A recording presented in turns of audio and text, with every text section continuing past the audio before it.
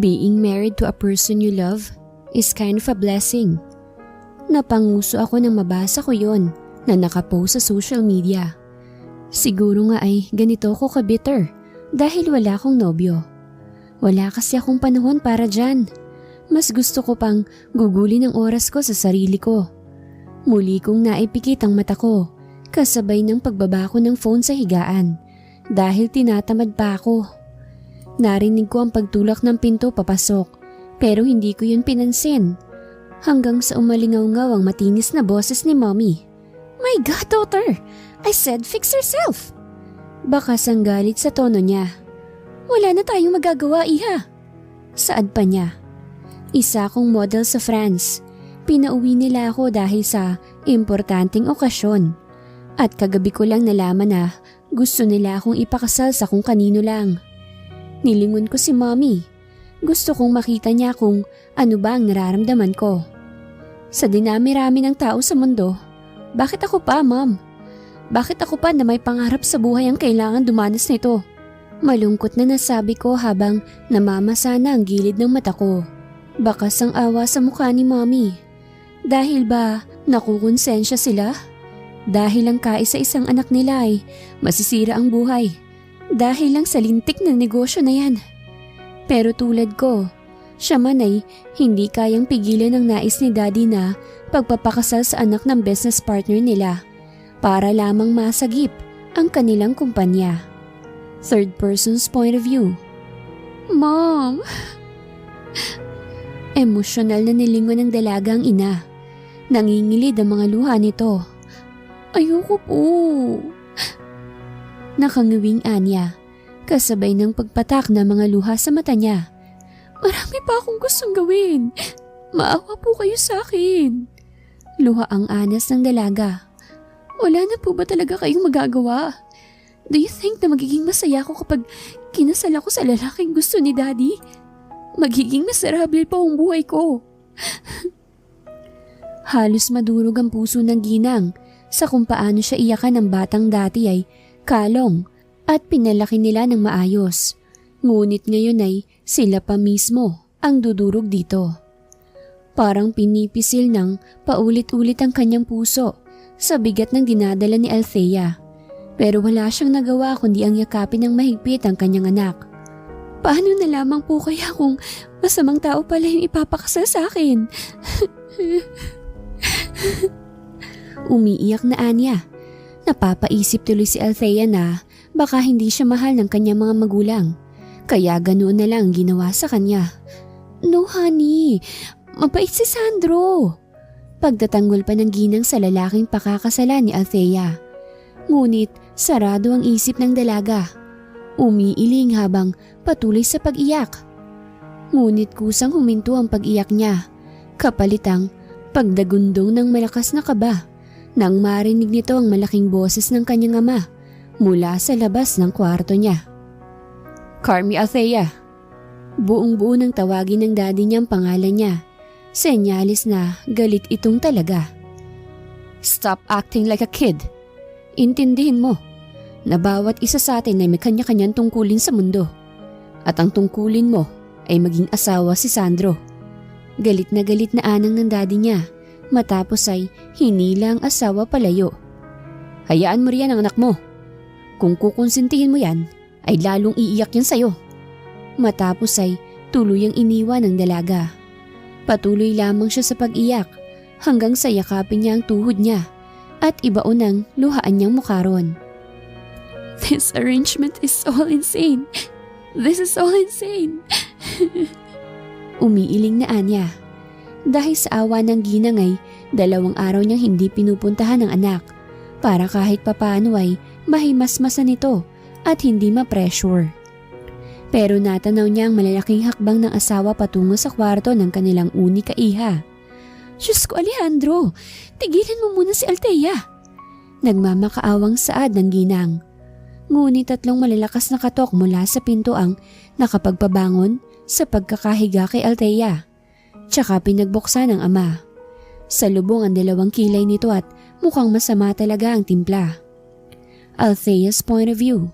"We already set your wedding date with Sandro Lamperu," saad ni Daddy Pangalan pa lamang nito ay tila gusto ko nang umiwi. Tiyak na isa iyong matandang binata. You don't have a choice. It's either a yes or a yes. Maotoridad na ani ni Daddy na may halong pagkasarkastiko. Dad, please, can you? Hindi ko yun naituloy nang muling magsalita si Daddy. Huwag kang gumawa ng kalokohan. Just be a good wife. Sandra is coming tonight with his family. They already set up a dinner. Saad niya sa akin bago tuluyang lisanin ang kwarto ko. Pabagsak ko naman na hiniga ang aking sarili sa malambot na kama. Pakiramdam ko ay paliit ng paliit ang mundong ginagalawan ko. Sumapit nga ang 6:00 ng gabi, ngunit maging sa ngayon ay hindi pa rin ako nakakapagdesisyon kung dadalo ba ako sa dinner kasama ang pamilya ng mapapangasawa kong hilaw o maglalayas na lang para tumakas. Tutal ay nauna naman na doon sila Mommy. Naibog ako ang malalim kong buntong hininga. Ngunit ayoko namang mapahiya ang Mommy at Daddy ko. Baka itakwil pa ako ni Daddy pag nagkataon. Naguguluhang saad ko. Napangisi ako nang may makulit na ideyang pumasok sa isip ko. Mabilis akong bumangon at nagtungo sa bathroom para maligo. Tulad nga ng aking plano ay nagbihis ako ng damit na hindi kaaya-aya sa paningin. Isang nightclub outfit at sisiguraduhin kong sexy yon para ma-disappoint ang magiging in-laws ko. Bala ko munang magpakalaseng bago tuluyang pumunta sa hotel kung saan naroroon ang Mommy at Daddy. Nang makapasok ako sa mamahaling bar, entrada pa lang, rinig na rinig ko na ang napakalakas na background music hanggang sa mapunta ako sa bar counter. Ang lahat ng atensyon ng mga taong naroroon ay naagaw ko dahil sa suot ko. Kumbaga, center of the spot ika nga nila. Samot-saring bulungan ang naririnig ko. Ngunit sa iisang tao lamang huminto ang buong atensyon ko. Lumalagok lamang ito ng alak ngunit napaka-passionate nun. Para siyang model sa ibang bansa dahil sa taglay na kagwapuhan ng lalaking pinanonood ko. Nakasuot ito ng black suit at mukha talagang nagmula sa napakayamang pamilya. Wala na sanang problema kung ganito lang kagwapo ang pakakasalan ko. Ganito ang pangarap kong pakasalan at hindi ang matandang sinasabi ni Daddy. Naibulong ko sa sarili ko. Naupo ako sa tabi niya pero para bang wala siyang pakialam sa mga taong nakapaligid sa kanya at kasama na ako ron. Tumikhim muna ako bago sambitin ang order ko. Ngunit ang pakay ko talaga ay kunin ang atensyon ng binatang katabi ko. 1 shot of vodka please. Saad ko matapos ay malagkit na naglingon sa binata na ngayon ay nakatanaw din sa akin. You're hot. Garal-galang tinig nito nang sambitin yon. Dahilan para mapakurap ako. Matapos ay para bang nag-init ang pisngi ko sa hiya. Thanks. Nauutal na saad ko, tsaka ngumiti. Pero kusang napataas ang kilay niya nang sabihin ko yon. Matapos ay tiningnan niya akong muli. Hindi ikaw ang sinasabihan ko. Malamig na anito at tila walang interes sa akin. Yung babae na nasa likod mo. Pakiramdam ko ay napahiya ako ng ilang libong beses. Lalo na nang dugtungan niya yon ng assuming. Naitikom ko ang kamao ko at para bang gusto ko nang manakit ng tao ng mga oras na yon. Mabuti na lamang at tumawag muli si Mommy. Dahilan para ikalma ko ang aking sarili. Hello, Altay anak. Where are you now? Your fiancé will be arriving soon. Nag-aalalang tinig nito. Siniringan ko muna yung antipati kong lalaki bago tuluyang maglakad palabas ng bar. I'm coming Mom, just a minute. Saad ko, tsaka pinatay ang linya. Matapos ay nagtungo sa parking lot. Nag-drive ako hanggang sa makarating sa hotel na pagkikitain namin ng pamilya ng mapapangasawa ko. Papasok pa lang ako ay kitang-kita ko na ang salubong na kilay ni Daddy at tutop naman ni Mommy ang kanyang bibig. Hi there! Masiglang pagbati ko. Buo ang kumpiyansa kong hindi na matutuloy ang kasal na ito. Oh God! Daughter! Finally! I've got to meet you personally! Umugong ang napakasayang tinig ng ginang na sa tingin ko ay siyang mommy ng mapapangasawa ko. And you look so gorgeous with your outfit. Tuwang-ani to pa. Your daughter is such a goddess. She's perfect. Ani to pa nang maglingon kay mommy at daddy. Dahilan para mapangiwi ako. Malayo ito sa inaasahan ko na mangyayari eh. Nasabi ko, matapos kong bitiwan ito sa mahigpit nitong pagkakayakap. Our CEO is here, Chairman. Anunsyo ng babae na naroroon sa entrance door kung nasa saan kami. Chairman, napalinga ako sa lalaking katabi ng ginang na yumakap sa akin. Ibig sabihin, hindi ang matanda na yun ang pakakasalan ko? Yung anak nila. Nakahinga ako ng maluwag. Matapos ay napalingon ako sa pagbukas ng pinto. Ikaw? Malakas na saad ko nang tuluyan kong makilalang lalaki. Hindi ako makapaniwala dahil ang taong pakakasalan ko ay yung antipatikong lalaki na nakita ko sa bar. Mukhang hindi niya ako matandaan at dinaan niya lamang ako sa pag-irap. Mukhang magkakilala na kayo ah. Saad ng mami niya nang magkaharap kami. Ngunit sabay lamang kaming ngumuso sa isa't isa. Gustong gusto kong sabihin na, opo, at antipatiko ho ng anak niyo. Sinabihan ng assuming ang pakakasalan niya. Kung ano-ano na ang pinag-uusapan nila. Samantala ako ay inom lang ng inom at walang ka-interes-interes sa pinag-uusapan nila. Kung sabagay, wala rin naman ako magagawa kahit tutulan ko yan. Naibog ako ang malalim kong bundong hininga matapos marinig ang maayos na pagtatapos ng dinner at syempre ang pagsisettle ng kasunduan sa pagitan namin ng antipatikong Sandro na to. Ikakasal ka na? Pabulong na tanong ng kaibigan kong si Alice habang pasakay kami sa elevator. Isa akong company manager sa ngayon dahil kailangan kong isantabi ang pagiging model. Dahil sa pangalan ko ay kilala ko bilang pihikang dalaga pagdating sa mga lalaki. Kaya naman ganito na lamang ang gulat ng kaibigan ko. Shh, ka lang. Ngiwing saad ko. Bagaman may pagkabigla si Alice ay pilit niyang pinakalma ang sarili. Dahil ayaw niya naman na magalit ako sa kanya. Sa office na tayo mag-usap. Walang emosyong saad ko. Tsaka humalikip-kip. Diyos ko, Bes. Ikakasal ka na nga ba talaga? Pagtapak namin sa office ay halos mapatili na ang bakla. At atat na makuhang sagot ko. Umikot ang mata ko sa inis. Hindi makapaniwala na sa sobrang katsismisan ng mga empleyado namin. Pati ang bagay na hindi ko pa naman ipinagkakalat. Ngayon ay heto at kusang sumusupalpal sa mukha ko. Arranged marriage. Nahihimigan ng matinding pagkainis sa tono ng pananalita ko. Tsaka naupo sa table ko. Kanino? Saad ni Alice habang sapo ang kanyang bibig. Sandro Lampurek? Yun yung pangalan niya. Napabuntong hininga ko matapos ko yung sabihin. Ayaw na ayaw kong marinig ang pangalan niya. Lalo naman ang banggitin ito. Pero nangunot ang noo ko nang hindi napigil ni Alice ang kiligin. Napakaswerte mo, bakla! Para bang inggit na inggit ito sa akin. Ano namang ikinaswerte ko, aber? Sarkastikong saad ko, pero tinampal niya ako ng bahagya sa braso. Ano ka ba? Sikat at maugong ang pangalan ng Sandro na yan, no? Ang totoo, sikat yan sa iba't ibang bansa. Dahil rin sa taglay nitong kagapuhan at yaman. Tiling-an niya pa.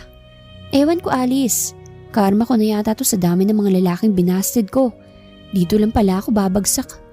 Mabigat ang bawat litanyang saad ko. Tsaka nagbuntong hininga. Ano yun? Good karma. Natatawang Anya. Ang swerte mo, gaga. Isang sikat at multi-billionaire pakakasalan mo, no? Nangunot ang noo ko. Ano pa nga bang bago sa akin? Hindi ako mahilig sa mga lalaki kahit pa lahat sila iisa lang ang sinasabi. Isang gwapo at mayamang binata ang Sandro Lampureg na yun. Samantalang ako na magpapakasalay, wala man lang kaide-ideya kung sino ba talaga siya. Gusto kong maglakad sa altar na umiiyak sa saya at hindi sa lungkot. Gusto kong magpalitan kami ng mga nakakaiyak na vows at hindi yung pilit. Abala pa ako sa pagpirma ng kung ano-anong mga papel sa trabaho nang makatanggap ako ng text mula kay Mommy.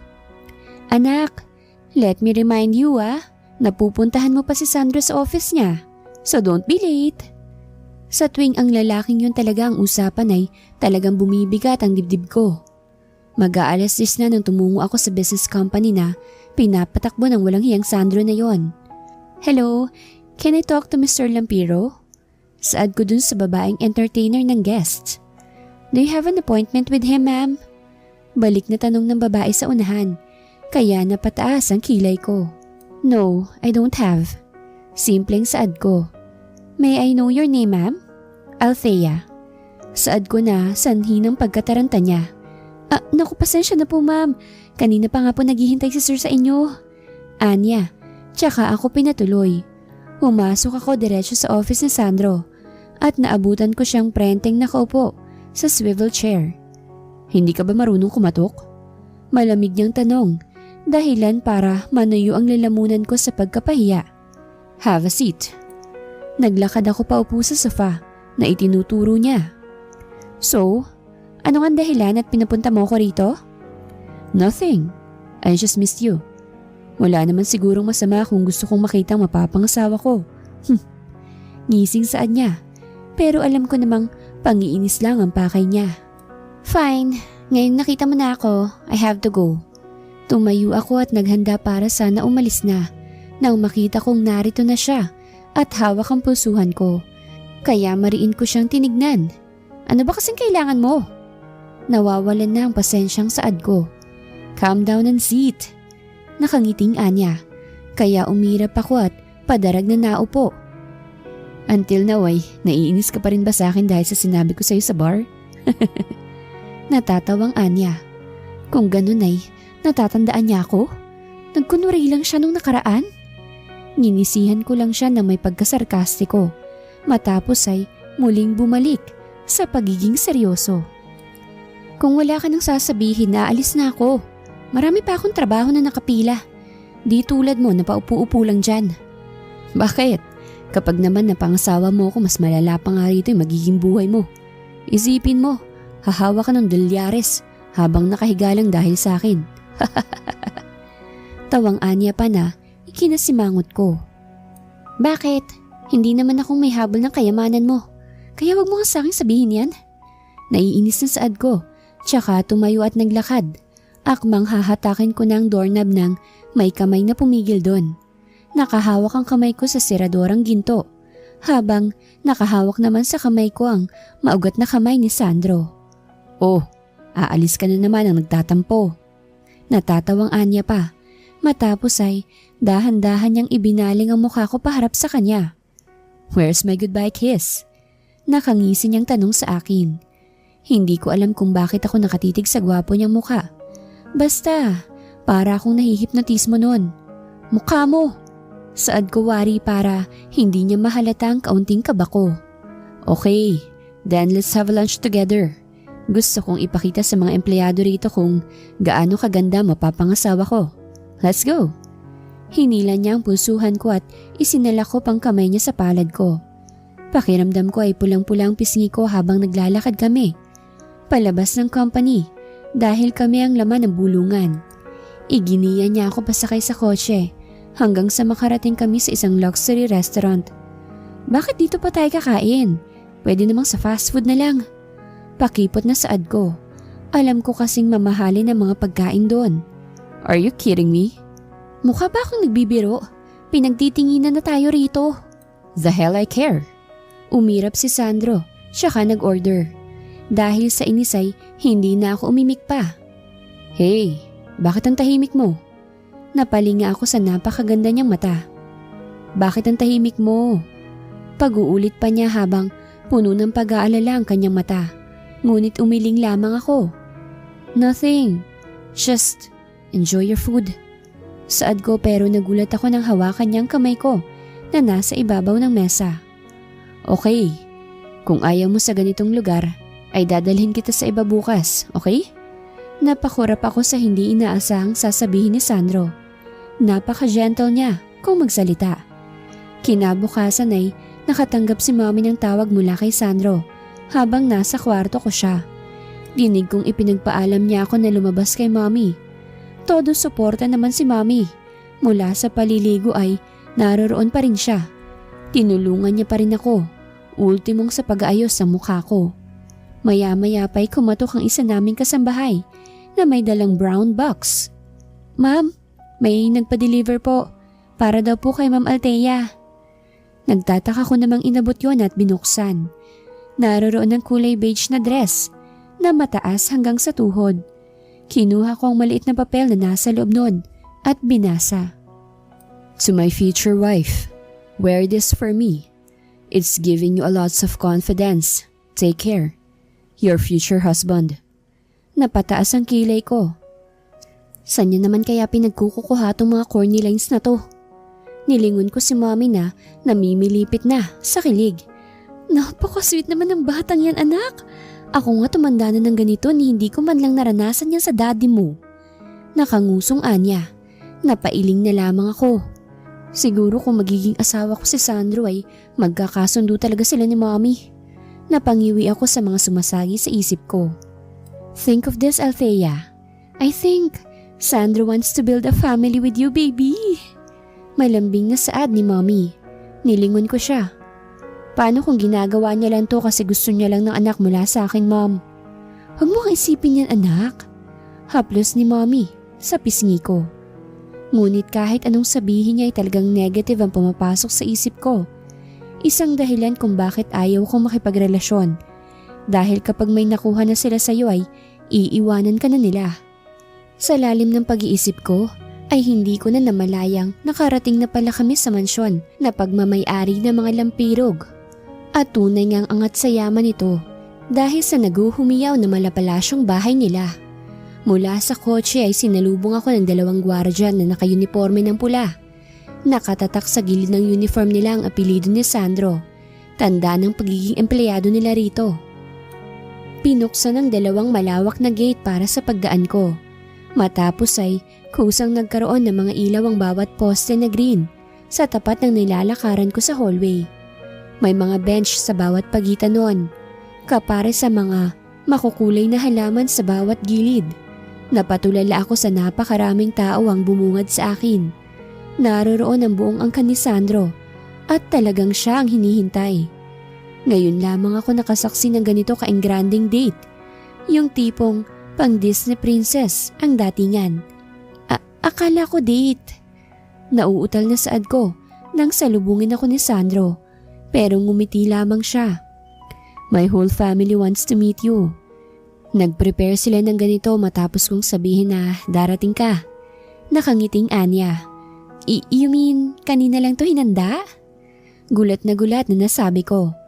Ngumiti si Sandro, tsaka tumango. Kaya naman nasapo kong sarili kong noo. "This is insane." Napapailing na saad ko. Kung kani-kanino ako pinapakilala ni Sandro at kung saan-saan na nga kami nakarating sa dami ng angkan niya. Hanggang sa makarating kami sa isang ginang na medyo may edad na. "Please take care of our grandson." Malambing na anang matandang babae. Mukhang ito ang lola ni Sandro. Napangiti ako ng tipid tsaka tumango. Ang kaninang malalim na pag-iisip ko tungkol sa kung ano ang sasapitin ko sa piling ni Sandro ay sandali kong nalimot. "Let's go to our date place." Nakangiting ani ni Sandro. Tsaka inialok ang kamay niya na tinanggap ko naman. Iginiya niya ako papunta sa likod ng mansyon nila kung saan merong kubo na gawa sa bakal na may pinturang sky blue. Yung karaniwang nakikita lamang sa mga historical na drama na madalas ring gawing dating place ng mga bida. Nakahanda ng romantikong mesa ron na may mga pagkain at wine. Pinaghila pa nga ako ni Sandro ng upuan bago ako naupo. Matamis ang ngiti niya sa akin, bagay na hindi ko mahulaan kung bakit. Gayong kakikilala nga lang namin. Matapos ay nagsalin siya ng wine sa aming mga baso. "Ano ba talagang plano mo?" Hindi ko na napigil pa ang bibig ko nang magtanong. Inosente naman niya akong nilingon na hindi na aalis ang pagkakangiti. "Actually, wala. Gusto ko lang sundan ang agos ng buhay." Sinserong ani to, dahilan para mangunot ang noo ko. "Balak mong sundin na lang kung anong nais ng magulang mo?" Hindi makapaniwalang tanong ko. "Ganun na nga siguro. Tsaka wala naman sigurong masama kung ikaw rin ang pakakasalan ko, di ba?" Halos mapamaang ako nang sambitin niya yun sa harapan ko. Aaminin kong sumama talaga ang loob ko nang malaman kong nais nila akong ipakasal sa edad kong to. Pero nung nakilala kita, napaisip ako na hindi naman pala masama. Tatawa-tawang anya pa. Ano bang sinasabi mo? Ano? Hahayaan mo lang na sila ang magdikta ng buhay mo? Natin? Yes, because I have a little crush on you.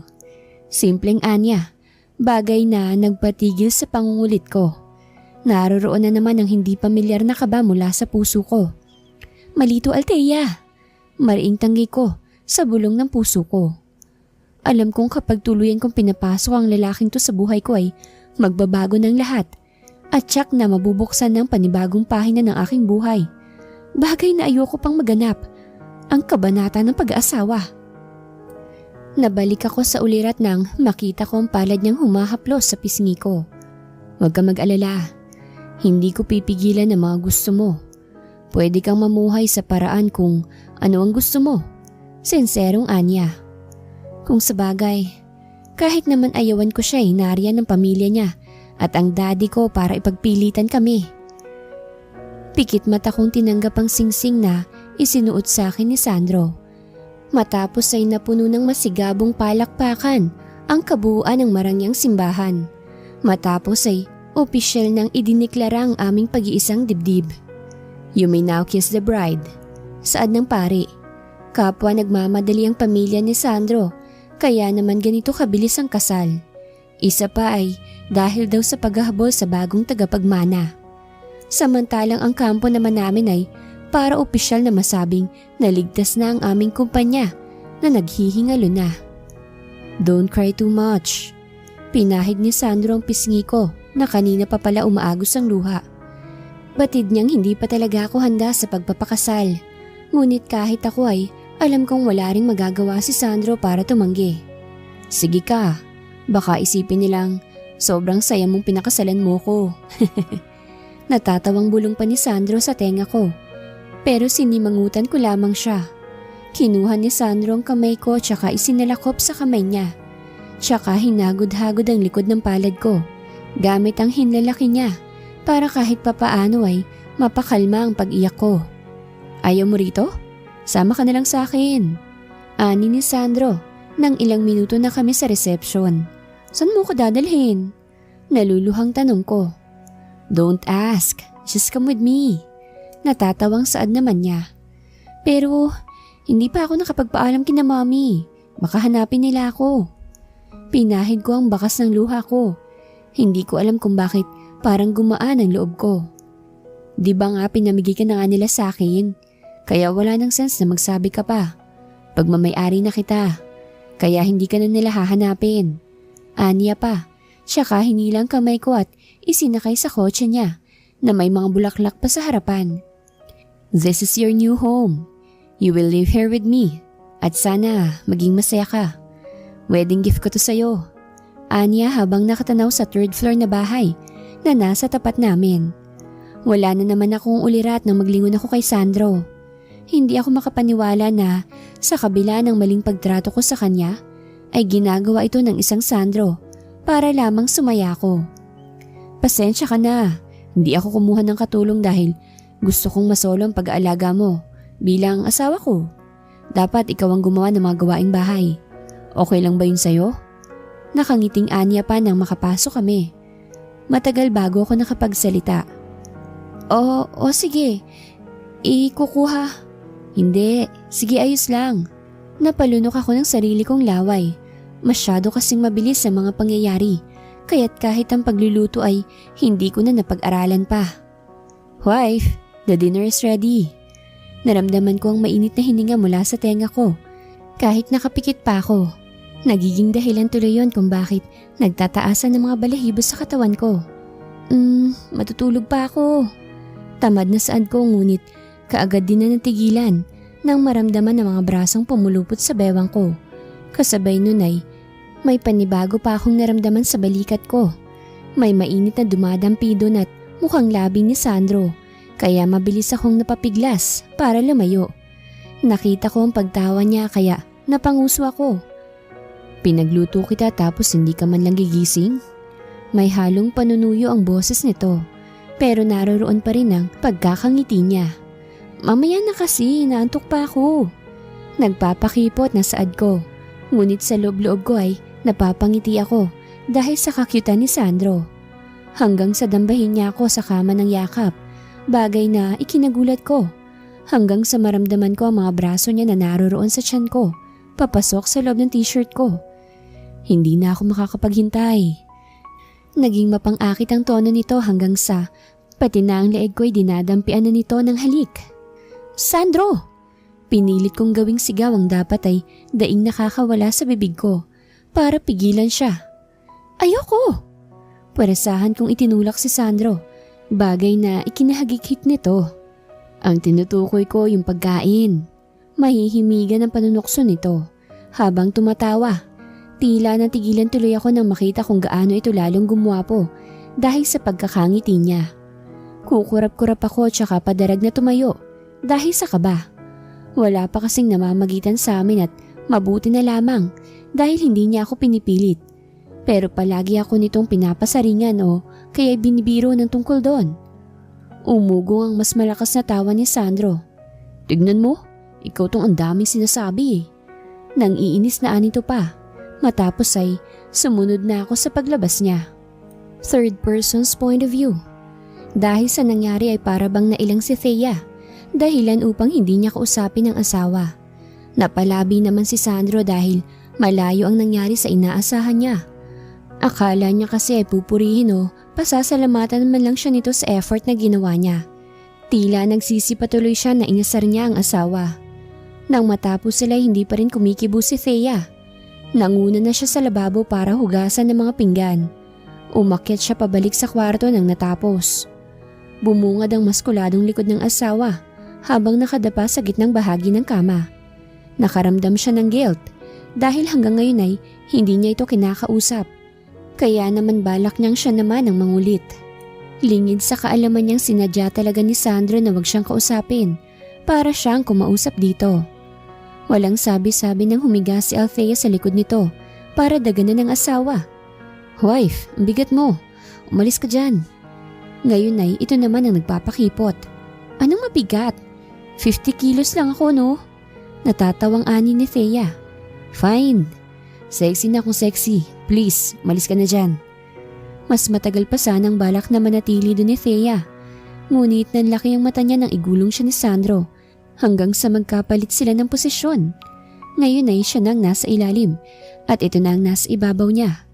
Kapwa titig na titig ang kanilang mga mata sa isa't isa. Pati nga ang paglunok ni Thea ay natatanaw pa rin ni Sandro. Wag nang mangulit.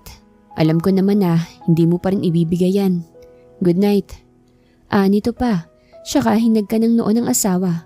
Matapos ay binagsak ang sarili sa kama at pumikit. Lalo tuloy nakaramdam ng guilt si Thea. Wife, wake up! Naalimpungatan si Thea sa dahan-dahang pagyugyug ng balikat niya ni Sandro. Binuksan niya mga mata dahilan para bumungad ang gwapong mukha nito. Nakasuot na ang asawa niya, bagay na lalong nagpagwapo rito at mukhang papasok na sa opisina. Let's eat. Bago ako umalis gusto kitang makasabay. Malambing na anito pa. Mauna ka nang kumain, inaantok pa ako eh. We have to eat together. Tila naging seryoso bigla ang boses nito. Matapos ay sapilitang hinilang asawa, pabangon. Pinagtali niya ng buhok si Thea. Matapos ay kinuha ang tsinelas at isinuot sa paa ng asawa. Maliit lamang ang bewang ni Thea kaya naman walang kahirap-hirap na nabitbit siya ni Sandro ng pa-bridal style, pababa sa dining table nila. Nasa kalagitnaan na sila ng pagkain nang biglang may nag-doorbell. Hindi kumibo si Sandro at siya na ang kusang lumapit doon para pagbuksan ng taong naroroon. What the hell are you doing here? Bungad niya sa bisita. Napataas ang kilay ni Thea at na-curious kung sino ang bisita. Pwedeng papasukin mo muna ako sa loob. Dinig ni Thea saad ng bisita. Mukhang lalaki ito, base sa boses. Why? Is it important? Tila tarantang ani ni Sandro. Ang totoo ay ayaw niyang ipakita ang maganda niyang asawa. It's very important. So let's go inside. Wait! Matigas na ani ni Sandro. Tsaka naglingon kay Thea habang nakataas ang kilay nito. Napaisip si Thea kung bakit ayaw nitong papasukin ng bisita.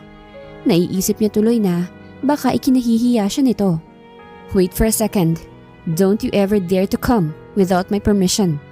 Halata ang pagbabanta sa tono ni Sandro. Nagtatakbo siya papasok sa kwarto nila na ikinataka naman ni Thea. Matapos ay kaagad din na bumaba, bitbit ang tuwalya. Matapos ay ipinatong yun sa balikat ni Althea. Napangiwi si Thea. Sa wakas ay nasagot ang tanong niya. Kaya pala ayaw nitong papasukin kaagad yung bisita ay dahil nakasando lamang siya. Tuloy ay nakagat niya ang ilalim ng labi niya dahil sa patagong kilig. Oh, who is she? Anito nang malingunan si Thea. Doon kasi ito naupo sa katapat niya. Don't ask. Just speak what you want, old man. Halatang iritadong tono ni Sandro. Ang katotohanang nais niyang ipagdamot ang kagandahan ng asawa kahit sa mata ng kaibigan.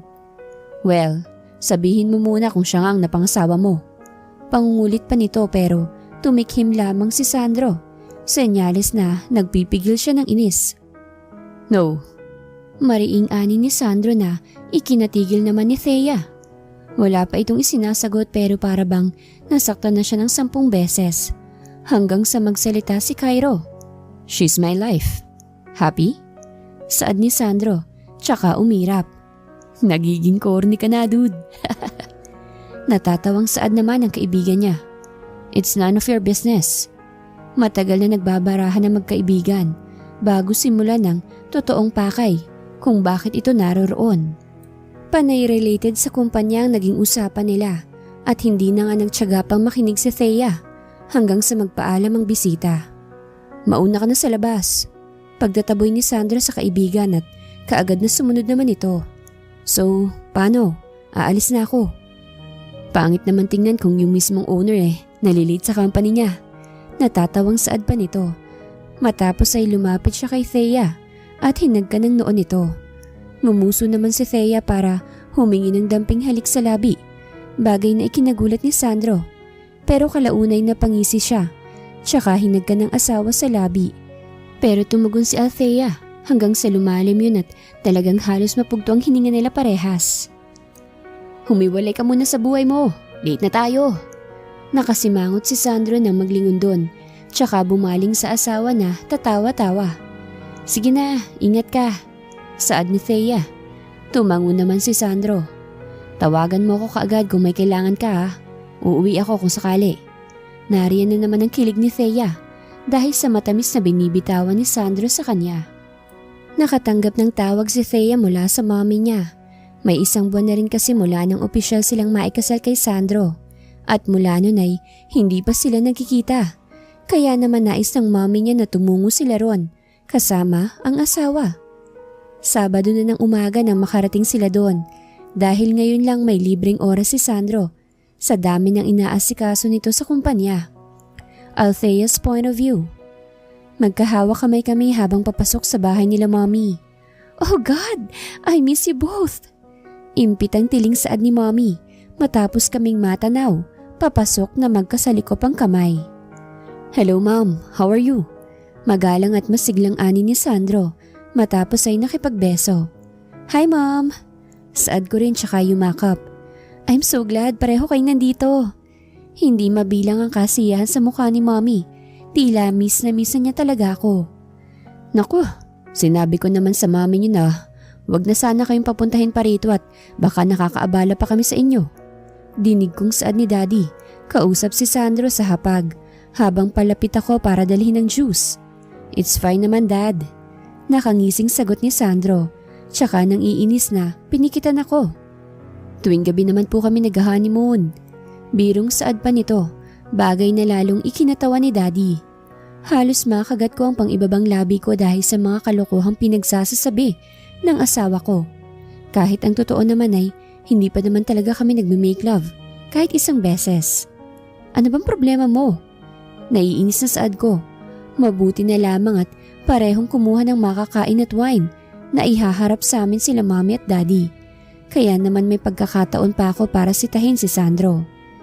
Hindi na nakasagot pa si Sandro nang dumating na si Mommy. Pero lalo pa itong napangisi matapos ilapag ni Mommy ang almusal. "Do you want to eat, wife?" Tanong niya habang binaliwala ang inis ko at nakangisi na naman. "What do you want to eat? Egg, hotdog, or me?" Pang-iinis pa nito. Lalo tuloy lumawak ang pagkakangiti ni Mommy. Lihim kong kinurat ang gilid ng hita ni Sandro. Dahilan para lalo siyang mapabungis-ngis. "Wisit ka, pakabastos mo." Mariing bulong ko tsaka naiinis na pinagsandok ang plato niya. "What? Ano bang masama sa itlog at hotdog? Di ba, Mom?" Kuha pa niya ng simpatsya kay Mommy. Pinagmulatan ko siya ng mata. "Manahimik ka na nga dyan, Sandro Lampero." Banta ko pa, pero sa halip na matakot ay umugong na naman ang nakakabaliw na pagtawas sa aking tenga. Bagay na nagpatigil sa akin. Kahit yata araw-araw kong makasamang lalaking to ay talagang napakagwapo niya. "Hey, okay ka lang?" Bumalandra ang pag-aalala sa mukha niya nang manahimik ako. "Ba't namumula ka? May lagnat ka ba?" Inosenteng anito pa. Tsaka akmang sasalitin ng noo ko kaya nag-iwas ako sa kanya. Okay lang ako." Napanguso na lamang ako tsaka pinili na manahimik. Mukhang nahalata naman ni Sandro na hindi ko na gusto ang mga biro niya. Kaya naman tumigil na rin siya. Kahit ang totoo ay pinapalakas niya ang pagtibok ng puso ko. Ano na kayang status ng puso ko? May gusto na kaya ako sa kanya? Kilala bilang maimpluwensyang pamilya ang mga Lampero. Kaya naman hindi na ako nagulat pa nang paunlakan siya ng isang negosyante na dumalo sa isang engrandeng salo-salo. Kinaumagahan ay sabay kaming kumain ng almusal ni Sandro. Halos 7:30 na nang magising ako, kaya't aligaga ako sa pag-aasikaso. Unang beses kasi naming lalabas ngayon upang tumungo sa butik para sa pamimili ng casual attire na isusuot sa ball mamayang gabi. "Are you done?" Tanong ni Sandro habang nakasuot ng long sleeve na stripe. Sobrang fitted ito lalo na sa bandang dibdib. Kaya kahit nakadamit ay naghuhumiyaw ang maganda nitong katawan. Almost done." Nauutal na sagot ko. Natanaw ko ang pagkatigil niya ng matanawa ng mukha ko. Ang pangit ko ba? Niwing saad ko sa isip ko. Klaro niya sa lalamunan niya. Siniguro niyang maayos ang boses niya bago nagsalita. "Bakit ang tagal mo?" "Pasensya ka na." Nahihiyang saad ko. Umiling siya. "No, it's fine. Ang ganda mo." Anya pa na kaagad ikinapula ng pisngi ko. Pagkarating sa mall ay hinanap kaagad namin ang sikat na boutique sa mall na to. At kaagad naman kaming sinalubong ng mga staff. "How may I help you, sir, ma'am?" Fluent ito kung magbitaw ng salita. Siguro ay dahil mga foreign ang karamihan nilang customer. "I want that black slide slit dress." Tinuro ko ang isang dress na nakakuha ng atensyon ko. Simple lang yun pero sophisticated at sexy ang dating. "Okay po, try it." Inabot ng staff ang dress at iginiya ko ito sa fitting room. Excited kong sinuot ang dress na yon at tila ba dinisenyo yon para talaga sa akin dahil fit na fit siya sa katawan ko. Walang kahit anong sobra. Dahilan para lalong makita ang sexy at curve na pangangatawan ko. Proud akong rumampa sa labas pero no! Umalingaw-ngaw ang malaking boses ni Sandro nang mamataan ang suot ko. "Find her another one." "Ayoko!" Mariing tanggi ko. "This is the dress that I will wear at the ball. That's final. Ako ang magsusuot sa damit at hindi ikaw. Kaya akong mas may karapatan na magdesisyon kung anong susuotin ko." Nakita ko ang pagbuntong hininga niya. Matapos ay humakbang palapit sa akin. "Ayokong makita nilang magandang balat mo, wife. Pero kung yan ang gusto mo, sige." Pakiramdam ko ay kinain ako ng guilt. Pero ito talaga ang gusto ko. Sumunod ay sikat na jewelry shop naman ang pinuntahan namin. Abala ang mata ko sa pagmamasid nang mapukaw ang buong atensyon ko sa isang magandang necklace na nasa loob ng glass box. "Hi ma'am, this is a necklace with Queen Elizabeth diamond pendant. It suits you, to a beautiful like you." Napatingin ako kay Sandro na naroroon at nakadungaw din mula sa gilid ng mukha ko. Nakapatong pa ang chin nito sa balikat ko. Ano? Nahihiyang saad ko. "It's beautiful like you." Nakagat ko ang ibabang labi ko dahil sa labis na pagpipigil ng kilig. Sa mismong tenga ko kasi yun binulong ni Sandro. "You're blushing, wife." Nakakaloko ang tonong ginamit nito habang nakangisi. "No, I'm not." Mariing tanggi ko. "Do you want that, ma'am?" Tanong ng babae. "No, I'm sure that is too expensive." Nang magsawa ako sa pagmamasiday, nakanguso akong bumalik sa counter at hinanap si Sandro na abala sa pamimili ng relo. "Ano, may napili ka na ba?" Tanong niya. "Wala." Tipid na saad ko, tsaka nagbaba ng tingin. Nahihiya akong sabihin na yung kwintas talaga ang gusto ko dahil alam ko namang mahal yon. "Really? Wala ka bang magustuhan?" Bakas ang pag-aalala sa tono niya, pero tipid na ngumiti lamang ako, tsaka umiling.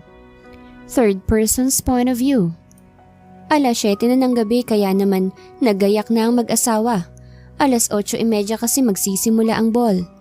Nakaharap si Thea sa salamin at pinagmamasdan ng kanyang sarili. Hinawakan niya ang parte ng dibdib niya ngunit wala siyang nakapang necklace. Akmang dadamputin na niya ang kwintas na luma niya nang biglang bumukas ang pinto. Pumasok si Sandro. Nakatoksido na ito. Nakaayos na ang buhok at handa na sa pag-alis. Mula sa likod ay yumakap ito sa kanya. Idinikit bahagya ni Sandro ang labi niya sa leeg ni Althea, dahilan para mapapikit siya. "You look so gorgeous, wife." Nakakaakit ang pagbitiw nito ng bawat salita sa tenga ni Thea. "Napakasinungaling mo talaga. Bakit ba ayaw mong maniwala sa akin?" Tawang-ani ni Sandro, tsaka hinigpitan ng yakap sa asawa. "By the way, I have a little gift to you. Just close your eyes." Ipinikit ni Thea ang mata niya. Matapos ay pinakiramdaman ng paligid at naghintay hanggang sa may kung anong malamig na pumulupot sa leeg niya. Kinapa ito ni Thea tsaka binuksan ang mga mata niya. Tila naging emosyonal siya. Gusto niyang maiyak matapos makita ang kwintas na kanina niya pa inaasam, na ngayon ay nakasabit na sa leeg niya. "Thank you." Umiiyak na Anya. "You're always welcome. But I really hate your dress." Nakalabing ani ni Sandro. Matapos ay ipinahid ang luha sa pisngi ni Thea. Natatawang kumala si Thea sa pagkakayakap sa kanya. "Bakit? Ang ganda kaya?" "No, it's not. Kita ng cleavage mo. Then your right leg is so exposed. Hindi ba yan mapupunit pataas?" "Mukhang hindi naman." "Baka masilipan ka niyan. Halos hanggang singit mo ng punit eh." "Tangi, hindi yan napunit no? Design yan." Natatawang ani ni Thea. Pagkarating doon ay bahagyang napatigil ang paghakbang ni Thea nang ipulupot ni Sandro ang braso niya sa bewang nito. Bagay na hindi nagpakali sa kanya. "Good day, I'm glad to see you both here." Saad ng ginang sa isang malapit na kaibigan ng mommy ni Sandro, kasama ang asawa nito. "You're both looking good together." "Glad to meet you anyways. This is my wife, Carmi Althea Lamperu." Pakilala ni Sandro sa asawa. Napalinga sila sa pagsulpot ng isang magandang babae. "Hello guys, I'm Bianca. How are you guys?" Mapang-akit ito at tila si Sandro lamang ang kausap. "Hi, nice meeting you." Si Thea ang humarap sa kanya. Idinikit nito ang sarili sa asawa para mas maramdaman ni Bianca na siya ang nagmamay-ari ng lalaking tinititigan nito. Tila pakiramdam ni Althea ay magiging banta ang babaeng yun sa pagitan nila ni Sandro. Kahit pa ganoon kaayos ang samahan nila. Kaya naman gumawa na siya ng hakbang pauwi sa bahay. "Love?" Masuyong Anya paglabas ng banyo. Abala si Sandro sa pagbabasa ng paborito nitong nobela. Pero talagang nakuha ni Thea ang atensyon ng asawa. Tell me, kilala mo ba yung Bianca na yon?" Nahiga ito sa tabi ni Sandro, tsaka bahagyang yumakap. Nangunot naman ang noon ni Sandro. Hindi niya alam kung ano ba ang nangyayari sa asawa niya. Madalas kasi hindi naman siya nito kinakausap paggabi. Kahit nga good night kiss ay hindi niya man lang nararanasan. Kahit 3 buwan na sila. Ngunit ngayon ay kakaiba ang pinapakita ng asawa niya sa kanya. "Ah, natatandaan mo yung judge na nagkasal sa atin? Anak niya si Bianca. Di ba kaibigan ni mami mo yung judge na yun?" Tinitigan ni Sandro sa Thea at namuo ang nakakakilig na imahinasyon sa kanya. Pakiramdam niya ay natatakot si Thea sa posibleng gawin ni Bianca. Ngumiti si Sandro, tsaka hinag ka ng noo ng asawa. Wala kang dapat ipag-alala, higit kang maganda sa kanya. At mahal na mahal kita kaya wala kang dapat na ikabahala. Sinalubong ni Thea ng tingin si Sandro. Naging mapungay ang mga mata nito at palapit ng palapit sa asawa. Hindi gumalaw si Thea sa halipay, pumikit ito. Hanggang sa maramdaman niya ang malambot na labi ni Sandro sa mga labi niya. Napahawak siya sa balikat nito. Dahan-dahan ang naging paggalaw nila. Hanggang sa mapunta si Thea sa ilalim ng asawa. Nakatitig lamang si Sandro habang nasa ibabaw at pinagmamasdan ng asawa. Nakatuon ang mga kamay niya sa itaas ng balikat nito. Ang kamay ni Thea ay naglalakbay kung saan-saan. Hanggang sa haplusin nito ang dibdib ng asawa. Pababa sa tiyan nito. Papunta sa kasalanan nito na ngayon ay tila nabuhayan na. Kagat ni Sandro ang labi niya at pinipigil ang gigil. Pero si Thea na ang kusang umabot ng labi niya. Kapwa parehong tumutugon sa tanong ang bawat labi nila sa isa't isa. Na para bang nag-uusap yon. Hanggang sa lumalim at matangay sila. Bumaba si Sandro sa leeg ng asawa. Pabalik sa maputing panga nito. Sa sandaling minuto ay naroroon na ang kamay niya sa ilalim ng pantulog ng asawa at minamasahe ang malaman na parte ng katawan nito. Halos mapaliyad si Thea. Unang beses niya lang kasi itong naranasan at hindi niya akalain na ganun pala yun kasarap. Para bang may namumuong kakaibang pakiramdam sa tiyan niya o sa puso niya. Hindi niya mahulaan kung saan yon. Abala pa si Thea sa nararamdaman niya kaya't huli na nang makita niyang wala na siyang saplot na natira. Kinuha ni Sandro ang makapal nilang kumot dahil ayaw niyang maistorbo ng aircon ng masasaya nilang sandali. Pumasok si Sandro kay Althea. Unahan pa lamang nang mapakapit si Thea sa braso niya. Birhen pa kasi ito at nararamdaman niya ang sakit sa loob. Does it hurt? Alalang ani ni Sandro habang nakahinto. Let's end this. Anya pa dahil nag-aalala siya sa asawa niya. Nahiga si Sandro pero nagulat siya nang pumunta sa ibabaw si Thea. Wife! Alalang ani ni Sandro pero nagulat siya sa ginawa ni Thea. Sa unang pagkakataon ay naging iisa ang kanilang mga katawan. Wife! Gising na! Boses na naman ang asawang bumungad sa pagmulat ng kanyang mga mata. Nakabihis na ito matapos nang mamagitan sa kanila kagabi ay nakatulog si Althea dahil sa pagod nito. Nakahiligan na ni Sandro ang paghahanda ng almusal sa asawa at pasasalamat na rin dahil sa wakas, masasabi na niya talagang asawa na niya ito. Bumaba si Althea patungo sa kusina at inabutan niyang naroroon ang asawa at abala sa pagluluto ng almusal. Love, magpapaalam sana ako na baka pwede bisitahin ko si Alice? Ani ni Althea, patungkol sa kaibigan niya habang nasa hapag sila. It's fine with me. Just go home early, okay? Senserong ani ni Sandro. Inayos pa ni Thea ang tie nito at pinagpag ang suit ng asawa na suot. I have to go, wife. Maamong ani ni Sandro. Nagawa niya pang hagkan ng noon ni Althea bago tuluyang umalis.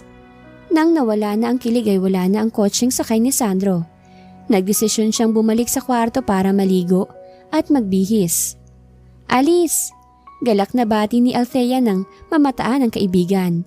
Sinadya niya talagang dalawin ito sa company ng break time para naman mahaba-haba ang maging kwentuhan nila. Oh, ano't narito ka? Takang ani ni Alice sa kaibigan. Anong oras ka na naman uuwi? Baka hanapin ka ng asawa mo. Kinikilig na ani to. Wari pinagdidiinan ng salitang asawa. Mga 3 o'clock ako uuwi. Ibinilin kasi ni Sandro na wag ako magpagabi. Ganun ba talaga kapag nakapangasawa ka na ng saksakan ng yaman? Birong anya pa. Well, I understand. So how's being a wife material? Did you try to fall in love with him? Tila natigilan si Thea sa tanong ng kaibigan. Tsaka nagbaba ng tingin. I already did. Well, hindi naman siya mahirap mahalin dahil sa mga sweetness gesture niya. Kung minsan nga lang ay tupakin at may pagkamudi siya. Sincere ang pagkakangiti na saad niya. Hindi pa siya tapos magpaliwanag nang sabay silang napalinga sa bagong babae na papasok sa restaurant. Si Bianca na nakaporma ito. Naku, si Miss Bianca. Saad ni Alice. Kilala mo? Takang ani ni Thea. Althea's point of view. Oo, general manager namin. Tsaka siya yung pumalit sa posisyon mo dati. Napangiwi ako. Pakiramdam ko ay pati na sa asawa ko ay kayang-kaya niya akong palitan. Palagi daw yung laman ng mga disco bar para magpakalasing mula nang iwan ni husband mo. Napalinga ako kay Alice ang sambitin yon. Ano? Ulitin mo nga yung sinabi mo? Tila namutla ako at nagbingi-bingihan. Ex siya ng asawa mo, bes. Iyon ang linyang nagsampal sa akin ng katotohanan na wala pa akong alam tungkol kay Sandro. Tila nagmukha akong tanga. Naroroon kaming tatlo sa party na yun at magkakaharap ng gabing yun. Ngunit hindi man lang nag-abala si Sandro na banggitin sa akin yun. Nanghihina ako at kinukumbinsi ang aking sarili. Siguro nga ay dahil iniingatan nitong feelings ko. Pero, hindi ba? Mali pa rin yun dahil asawa niya ako. Hi there! Nakangiting ani ni Bianca. Tsaka naglakad palapit sa amin. Dala ang Starbucks coffee nito. Napaka-sexy at elegante ito kung maglakad. Nice to see you again here. Nakangiting bati pa nito sa akin. Alanganin ng ngiti lamang ang isinukli ko dahil hindi ko alam kung ano bang dapat kong sabihin. How are you? How's being wife of Mr. Lamperu?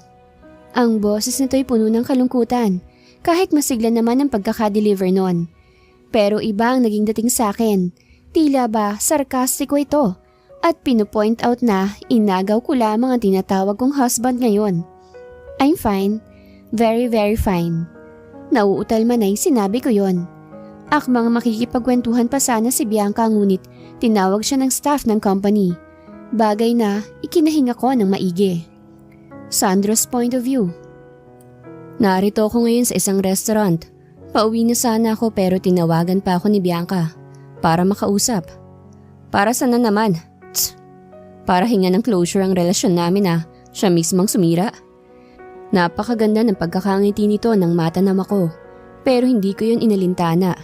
Siguro ay naramdaman niya yon, kaya nagpakaseryoso siya. Ustong pag-upo niya ay inulan niya ako kaagad ng tanong. Why did you choose her? Bakit hindi na lang ako? Puno ng lungkot ang boses niya nang sabihin yon. Can you please stop talking about that? Pinilit kong tatagan ang aking sarili upang masabi yon. Mahal ko si Bianca. Nang lubos-lubos noon. Ngunit nang yakapin ko ang aking tadhana ay nabaling ang buong pagmamahal ko para kay Althea. Kaya hindi ko na siguro obligadong sagutin yon. Bakit? Dahil ba kahit sang anggulo mo tingnan ay lamang sa akin ang babaeng na yon? She's smarter than me? Beautiful than me? Puno ng panunumbat ang boses nito. Hindi ganon, Bianca. Pero ito ang kapalaran ko at kailangan mo yung tanggapin. Kahit mahal kita, Sandro, hindi pa rin ako ang mananalo kahit anong gawin ko. Kahit mahal kita, siya pa rin talagang pipiliin mo. Mangyak-yak na ani ni Bianca sa akin. I'm sorry. Malayo ang tingin na saad ko. Pwede bang ako na lang? Tayo na lang ulit. Nabasag ang boses niya at talagang puno yun ng hinanakit. Hindi tayo pwede. Eh bakit nga hindi? Nooy hindi na rin napigil ni Bianca na mapasigaw sa akin. Kasi hindi tayo para sa isa't isa. Okay na? Ikaw lang ang lumalaban sa relasyon natin noon. Kasi hindi kita minahal. Ikaw lang ang nagpupumilit magpakatatag. Sinabi ko yon para tumigil siya. Nagkunwari ako na wala akong alam sa mga panluloko niya sa akin. Iiling-iling si Bianca sa mga naririnig. That's not true. Bakit ang babaeng yun? Minahal ka ba niya gaya ng pagmamahal ko sa'yo? Kaya siya yung pinili mo? Kung ganun, Sandro, I'm willing to be your mistress. Desperadang ani ni Bianca. Bagay na ikinagulat ko. Hindi ko gusto yon. Hindi niya deserve na maging kabit. Ngunit mas lalong hindi deserve ni Althea na lokohin. Hindi ko na alam kung ano pang isasagot sa kanya. Please, tama na. I know someday may makikilala kang deserve mo. Hindi ako yon. Kaya tigilan mo na ako. And that's my final decision. And you can't do anything about it. Matigas na saad ko. Sana lang hindi ka magsisi sa desisyon na pinili mo. Dahil hindi mo na ako makakasama sa kinabukasan mo, Sandro. pagbabanta ni Bianca sa akin. Will you please leave? And don't you ever go near from me. I don't wanna see you anymore. Naiinis na saad ko. Third person's point of view. Gabi na nang makauwi si Thea at inaasahan niyang naroroon na ang asawa at sabik na makita siya, pero bigo siya dahil walang katao-tao sa bahay at madilim ang paligid. Tuloy ay hindi niya maiwasang mag-overthink kung nasa saan ito at baka nagkita sila ni Bianca ng palihim. Pilit niyang kinokontra ang naglalaro sa isip niya hanggang sa hindi na niya namalayan na may mga luha na palang pumapatak sa mata niya. Mabilis niyang pinahid ang luha na nasa pisngi niya nang makarinig siya ng pagbubukas at pagsara ng pinto. Senyales na narito ang asawa. Lumabas siya ng kwarto at inabutan si Sandro na nag-aalis ng sapatos sa sala. Naglakad si Thea pababa. Nagpakawala siya ng malalim na buntong hininga bago tuluyang lumapit dito. Ba't ngayon ka lang? Kalmadong wika niya. Nilingon siya ng asawa tsaka tipid ng ngumiti. Work wife. Nakangiting anito tsaka hinawakan ng pulsuhan ng asawa para hilahin. Kasabay ng mahigpit na pagkakayakap. Trust me wife, okay? Ani ni Sandro habang nakabaon ang baba niya sa balikat ng asawa. I love you so much, more than anything. Nasabi niya dahil baka sa mukha ni Thea ang pagdududa. Tila napawi naman ang lahat ng isipin at pag-aalala ni Thea dahil sa sinabing yun ni Sandro. Ngunit sadyang kinakain siya ng kuryosidad. Anong namamagitan sa inyo ni Bianca? Nakangusong ani ni Thea na ikinagulat ni Sandro. Iniisip nito kung nakita ba ng asawa niya na magkasama sila kanina. Bakit? May ginawa ba siya sa'yo? May sinabi ba siya? Alalang ani ni Sandro. Wife, tell me, sinaktan ka ba niya? Ang masakit na tanong ni Thea ay napuno ng kilig dahil sa mga reaksyon na ipinapakita ng asawa niya. Nagpakawala si Sandro ng malalim na buntong hininga. Okay, Bianca is my past girlfriend bago ka dumating. Bakit hindi mo sa akin sinabi? Because it's not important. Ang mahalaga ay mapasaya kita sa araw-araw. Napangiwi si Thea. Hindi ako maniniwala. Feeling ko until now may feelings ka pa sa kanya. Muli ay nagpakawala na naman ng buntong hininga si Sandro. Let me tell you the whole story between me and Bianca. Hinawakan ni Sandro ang kamay ng asawa, tsaka hinatak para yakapin. That night, the first time we met, is the same day I caught her cheating on me. Tila nabigla si Thea sa sinabing pagtatapat ng asawa. Kaya ako nasa bar dahil nahuli ko siyang may iba na. Hindi niya alam na alam ko yun. Alam mo ba, para lang takasan yung marriage na gusto ng parents ko, I invested a lot of money for her. Malungkot na anito. Bumili ako ng property sa England para sana dun naman nirahan at takasan ka. Pero nag-cheat siya sa akin.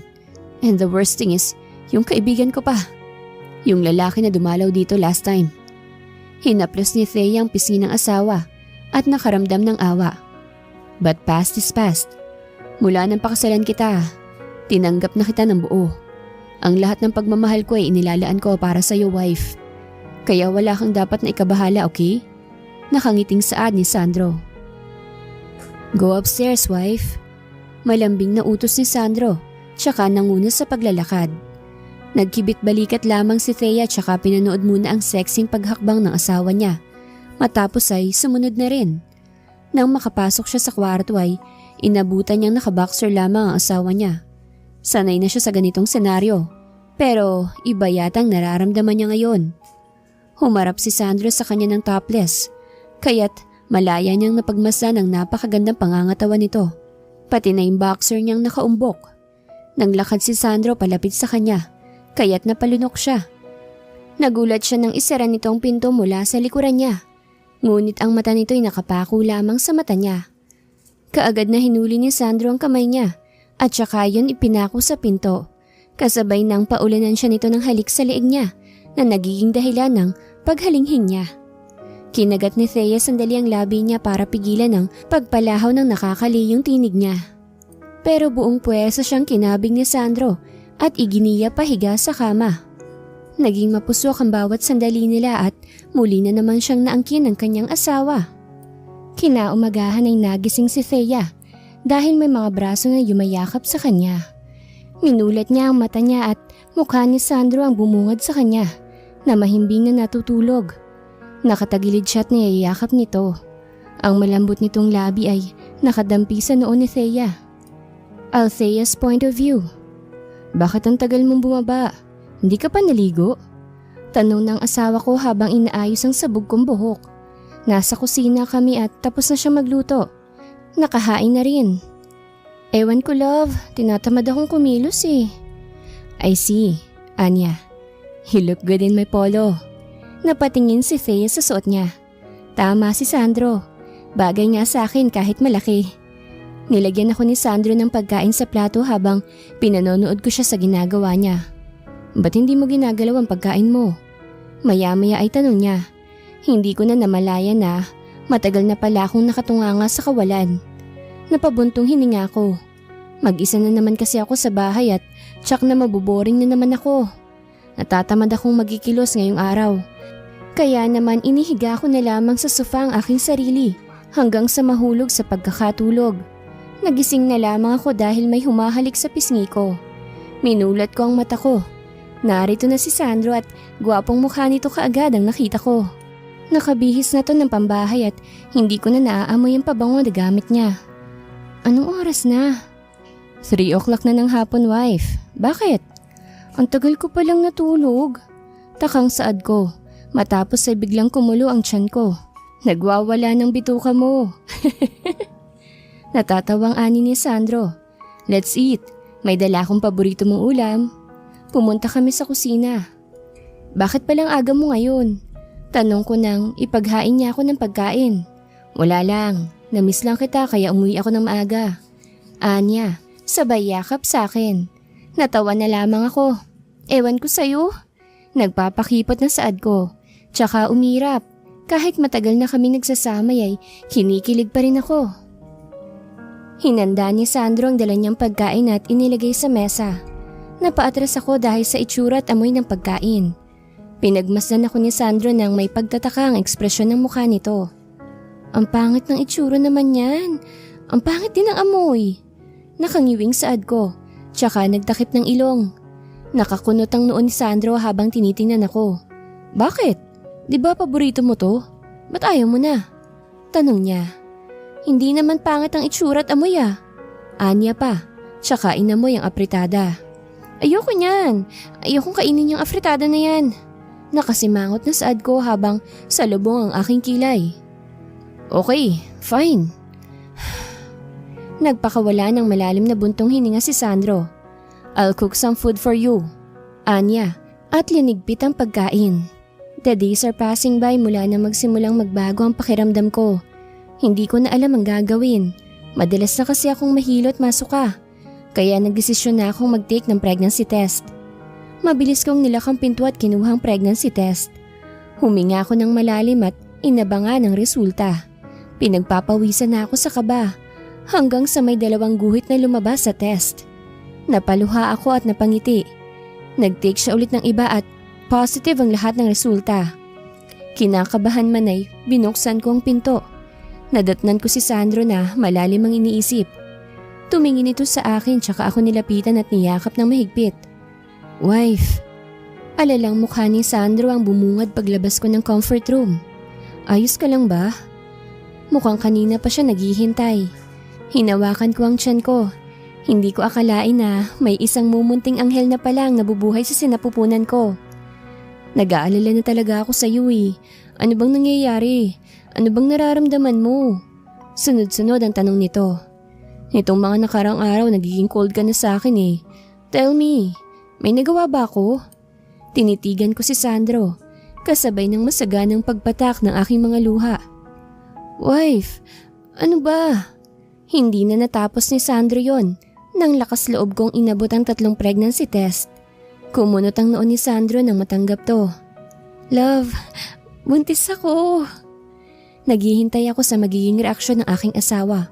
Pero nakatingin lang ito sa akin at hindi mabakas kung ano nga bang nararamdaman. Dahil wala akong maaninag na reaksyon sa mga mata nito. Are you kidding? Seryoso ang tono ng tanong niya. Ano sa tingin mo? Nagbibiro ako? Kinakabahang saad ko. Pakiramdam ko ay hindi magugustuhan ni Sandro ang balita kong to. Third person's point of view. Muling tinapunan ng tingin ni Sandro ang mga test na hawak niya ngayon. Matapos ay tinitigan siya ng asawa hanggang sa dahang-dahang gumuguhit ang mga ngiti sa labi niya. Am I a daddy now? Hindi makapaniwalang tanong niya. Tila kinukumpirma pa yun kay Thea. Kasabay ng halos mapunit na ang labi niya sa pagkakangiti. Matapos ay niyakap nito ang asawa. You don't know how much you make me happy tonight, wife. Thank you for giving me a child, wife. Bakas na bakas ang napakatinding saya sa mukha ni Sandro. Tsaka muling niyakap ang asawa. Niyakap niya ang bewang ng asawa at isang dangkal na lang ang layo ng mukha niya sa mukha ni Thea. I love you, wife. Ang kasal natin ang desisyon ng mga magulang ko na hindi ko pagsisisihan. Love, I'm sorry sa mga inaasta ko nitong mga nakarang araw. Buong panunuyong anya na may kasamang paglalambing. It's fine. Ngumiti sandali si Sandro matapos ay humarap sa asawa. Kahit ano pa yan ay hindi ako magsasawang intindihin ka. Nagigilty rin ako, wife. Sorry. Puno ng pagsusumamong ani ni Sandro. Bakit ka nagsusorry sa akin? Kasi dala mo pala yung baby natin pero pinapagod pa kita gabi-gabi. Kaya tsak na kulang ka na sa pahinga. Patungkol ni Sandro sa gabi-gabing namamagitan sa kanila. Tuloy ay hindi napigil ni Thea na mapangiti. Tsaka ay pinalo ang braso nito. Napakabastos mo talaga. Ewan ko sa'yo. Matulog na nga tayo kasi inaantok na ako. Parte na rin siguro ang pagiging malambing sa buntis. Kaya naman sinusulit na yun ni Thea. Ngayong umaga kasi ay nakauna naman siya sa dibdib ng asawa habang niyayakap naman siya ni Sandro. Sa tuwing nakapulupot ang kamay ni Sandro sa bewang niya, pakiramdam niya ay mahal na mahal siya nito. Pumikit si Thea, tsaka komportableng umidlip sa dibdib ng asawa. Hanggang sa biglang magring ang phone niya. Kinuha ni Sandro ang phone niya para alamin kung sinong tumatawag. Si Alice, Anya, tsaka iniabot nito ang phone kay Thea. Siyempre hindi na siya nagulat na alam ni Alice ang pagbubuntis niya. Dahil alam niya namang dakilang tsismosa ang kaibigan niya. Ngunit sa dinami-rami ng pinag-usapan nila ay si Bianca ang pumukaw sa atensyon niya. Nabanggit kasi ni Alice na wala na rin si Bianca at basta na lamang umalis ng walang paalam. Akmang sasagot pa sana si Thea ngunit kapwa pareho silang natigilan ng kanyang asawa nang biglang may nag-doorbell. Tumayo si Sandro para alamin kung sino ang bisitang dumating. Gayong wala naman siyang inaasahang panauhin. Pagkalipas ng 1 minuto ay bumalik si Sandro. Bit-bit ang isang magandang box na itim. Saan yan galing? Takang ani ni Thea. Ngunit nagkibit balikat lamang ito. I don't know. Iniwan lang to sa tapat ng pinto natin eh. Buksan mo. Dahan-dahang binuksan ni Sandro ang box. Dahilan para manginig si Thea sa takot. Kaagad na nanlaki ang mata ng mag-asawa. Lalo na si Thea nang makita kung ano nga bang laman ng box. May ulo ro ng manika na puno ng dugo. Nang hindi nila malaman kung anong dugo ba yun. Katabi nun ng isang papel na nakatupi. Kaya binasa yon ni Sandro. Kamusta ang pagiging Mrs. Lampero? Masaya ba? Huwag kayong mag-alala. Dahil panandalian lamang yan. Hintayin niyong pagbabalik ko dahil may mamamaalam sa inyo. Natutup ni Thea ang bibig niya. Tsaka nanginginig na nilingon ng asawa. Love, kanino galing yan? Sandro!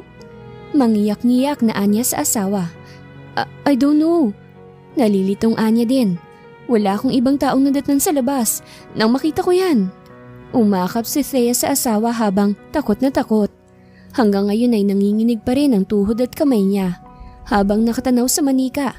Sariwa pa ang dugo dahil malansa pang amoy nun. Samot-sari ang tumatakbo sa isip ni Thea. Kanino galing yun? May masama ba siyang gagawin sa baby namin? Sa akin?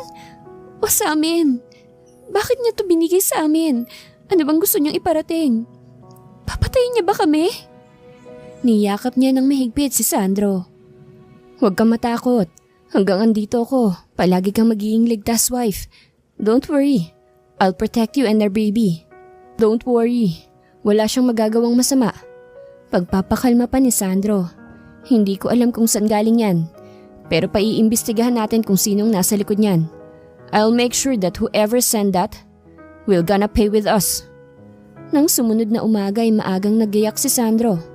Wife, masuyo niyang hinagka ng noon ni Thea. Isasama kita sa office now. Baka kasi kung ano pang mangyari sa'yo habang wala ako eh. Mas maiging katabi na kita. Sige na, magaya ka na. Anya pat tumango na si Thea. Good day, Mr. Lamperu. Bati ng attorney, tsaka tumayo para alokin siya ng shake hands. Pansamantalay iniwan niya sa office si Thea para makipag-usap sa conference. Good day to attorney, have a seat. Turo niyang muli sa upuan. Sabay silang umupo sa kanya-kanyang upuan. I personally visit you here because I'm so curious about the death threat na natanggap mo. Is it literally true? Nakataas ang kilay ni attorney, waring hindi naniniwala. Yes, it's true. And I want you to investigate about it. Desperadong ani ni Sandro. Yeah, sure. I'm willing to. So, tell me about the death threat. Noong nakarang araw, may naglagay ng box sa tapat ng pintuan namin. At nasundan pa to nung sumunod na araw. Panimula ni Sandro. Anong laman ng box? Nung una, ulo ng manika na may sariwang dugo. At ang pangalawa naman ay pusa, na puno rin ng dugo. And there's a letter on it. Can I see the box and read the letter? Tanong nito. Sure, I'll give it to you tomorrow. Ipapabigay ko na lang sa assistant ko. Tumango ito. Matapos ay nagpaalam na rin hanggang sa tuluyan ng umalis. Bumalik siya sa opisina niya at kaagad na bumungad sa kanya si Thea na mahimbing na natutulog sa sofa. Lumapit siya rito at hinawi ang mga hibla ng buhok na tumatakip sa maganda nitong mukha. Nang magising si Thea ay kaagad niyang hinanap si Sandro. Medyo nagtaka pa siya dahil nakadukmo siya bago matulog. Pero ngayon ay prente na siyang nakahiga sa mahabang sofa at nakatakip ng makapal na kumot. Naroroon ang asawa niya sa kanyang mesa na nagche-check ng reports. Napansin ni Sandro na gising na siya, kaya't inalis nito ang eyeglass na suot.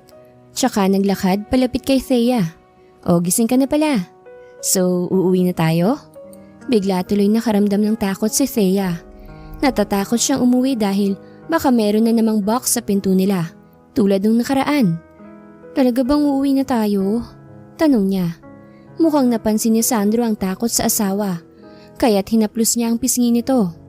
Wife, huwag ka nang matakot kasi pinapaimbestigahan ko na kay attorney ang tungkol doon. Soon ay malalaman na natin kung sino nagpapadala ng mga gift na yon. Napanatag muli ang loob ni Thea dahil sa sinabi ng asawa. Natatakot man ay tumango siya at pumayag na siyang umuwi sila. Althea's point of view.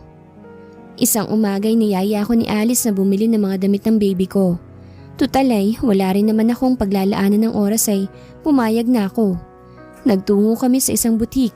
Tinulungan niya akong pumili ng mga damit hanggang sa may nahagip ang paningin ko na pamilyar na figura ng babae. Nakatingin ito sa amin mula sa malayo. Kaya pinagmasdan ko rin ito ng mabuti para malaman kung sino to. Nang maaninag ko ang mukha ng babae ay halos manlaki ang mata ko. Bianca? Nasabi ko. Si Bianca, nakita ko Alice. Pinagmamasdan niya tayo kanina pa. Saad ko habang nakatitig pa rin sa kinalalagyan nito. Sure ka ba? Tanong ni Alice at tinignan din ang tinitignan ko. Hindi ko nagawang alisin ang paningin ko kay Bianca. Dahil may kakaiba akong nararamdaman, yung pakiramdam ng mali. Sa tansya ko ay may rason ito kung bakit ito nakatingin sa amin at iyon ang gusto kong malaman. Sandali pang nagsalubong ang mata namin ng ilang minuto hanggang sa bigla itong umalis sa kinalalagyan niya. Akmang susundan ko siya pero pinigilan ako ni Alice. Saan ka pupunta? Tanong nito. May gagawin lang ako. Nakangiting sagot ko habang pilit na itinatago ang takot na nasa loob ko. Sa huli ay hinayaan pa rin akong umalis ni Alice, kaya't sinundan ko si Bianca. Napakaraming ideya na pumapasok sa aking utak.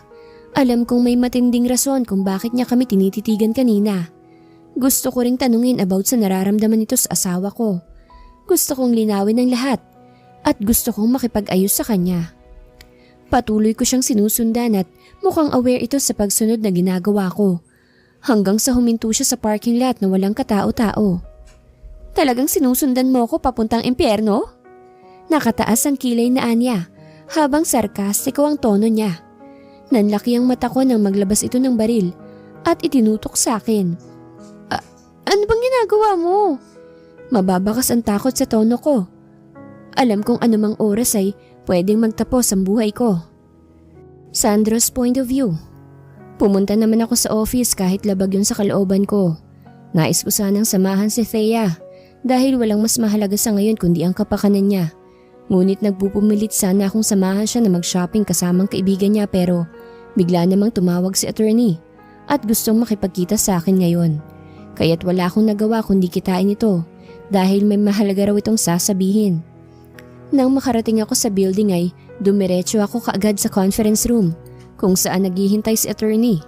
Pumasok ako at nadatna na nakaupo ito kaharap ang tea at ilang papel sa mesa. Naglakad ako palapit at naupo. I'm glad you came early. Seryosong anito sa akin. Yeah, so what about the death threats? Alam mo na ba kung sinong nagpapadala ng gifts? Humugot ito ng malalim na hininga. Yes, I already know her. Kumunot ang noo. Her? Paglaro ko. Yes, it's her. According to our investigators, she's part of your past. And she wants to ruin you and your family. Why? Because she's deeply in love with you. She is obsessed to kill your baby. I also knew that she had a criminal record of murder because she killed her former personal assistant. Indeed, she is a killer. Nagtangis ang bagang ko. Wala akong ideya kung sinong taong tinutukoy niya. Sino siya? Kunot at seryoso ang tono na saad ko. Her name is Bianca Guzman. Otomatikong nanlaki ang mata ko dahil kahit minsan ay hindi sumagi sa isip ko na gagawan ako ng masama ng babaeng minsang minahal at naging parte ng buhay ko. Hindi ko alam kung bakit parang binalot ako ng kaba. Nang marinig ko yon, ay si Thea kaagad ang sumagi sa isip ko. Kung ano na nga bang kalagayan niya, tila nagsisituloy ako na sana hindi ko na lang siya pinaalis dahil alam kong anytime ay pwedeng mapahamak ang asawa ko. Dahil malapit lang sa amin ang nagbibigay ng death threat at iyon nga ay si Bianca. Dahil sa matinding pag-aalalay kaagad kong tinawagan si Alice. Hello? Saad ng kabilang linya nang sagutin yon. Asan ang asawa ko? Safe ba siya? Magkasunod na tanong ko. Si Althea kasi. Bakit? Ano nangyari sa kanya? Answer me, Alice. Nagngingit-ngit ako sa kabilang linya. Sinundan niya kasi si Miss Bianca kanina at hindi siya pumayag na sundan ko siya kasi kakausapin niya raw to. Mabilis akong ginapangan ng mas malakas na kaba. Lalong nagtangis ang aking bagang. Para akong tinakasan ng lakas dahil alam kong nasa panganib ang asawa ko. Sundan mo ang asawa ko! Malakas na sigaw ko. Pakiusap! Sundan mo si Althea! Mabilis kong pinatay ang linya, tsaka tarantang kinuha ang kotse. Hindi ako masama o mamamatay tao, pero pag sinaktan mo ang mag-ina ko, ako mismong tatapos sa'yo, Bianca.